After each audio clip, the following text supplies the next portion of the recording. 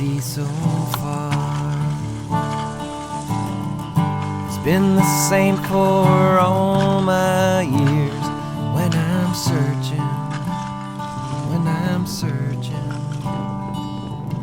deep in my heart.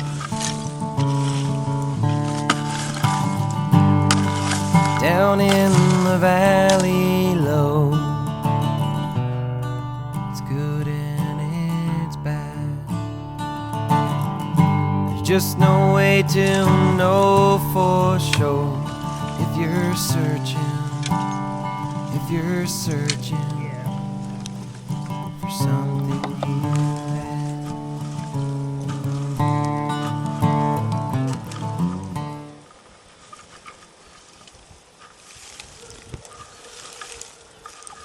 And in raking out the coal, that could take as many as 2 to 3 days in some cases while they were raking out the coal, continually foxing the brands, which again, foxing the brands means any pieces of coal that are still charring and aren't quite done, you kind of keep them under soil and let them finish charring.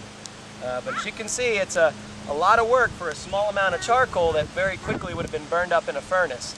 So as a collier's raking out his charcoal a bushel at a time, there would have been teamsters coming up the mountainsides with their wagon, their horse-drawn or mule-drawn wagon, and there would have been a whole system of crude trails going to these charcoal pits.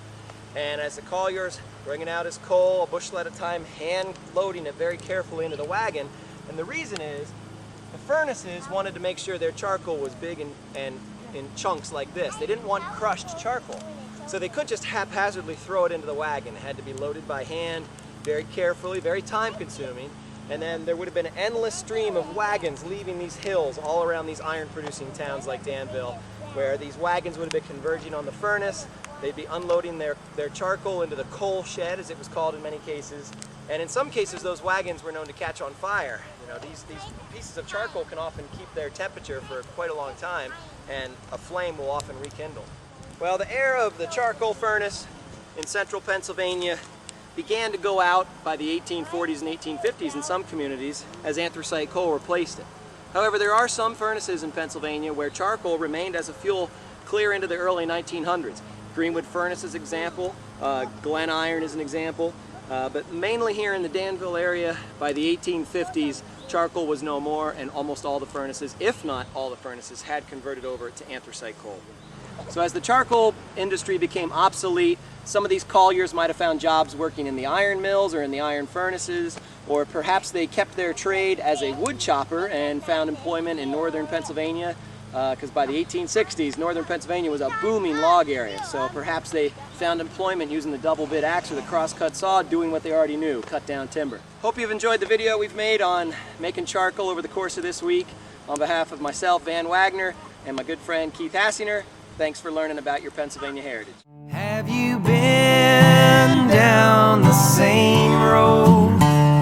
Has it been up and down? Head for the high ground. Leave your worries on the ground.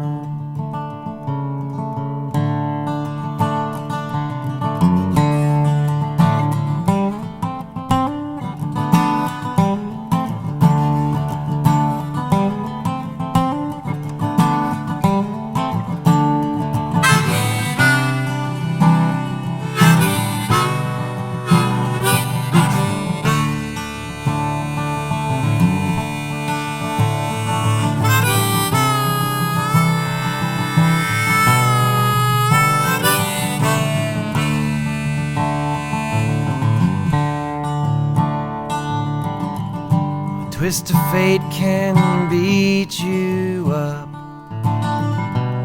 or leave you black and blue.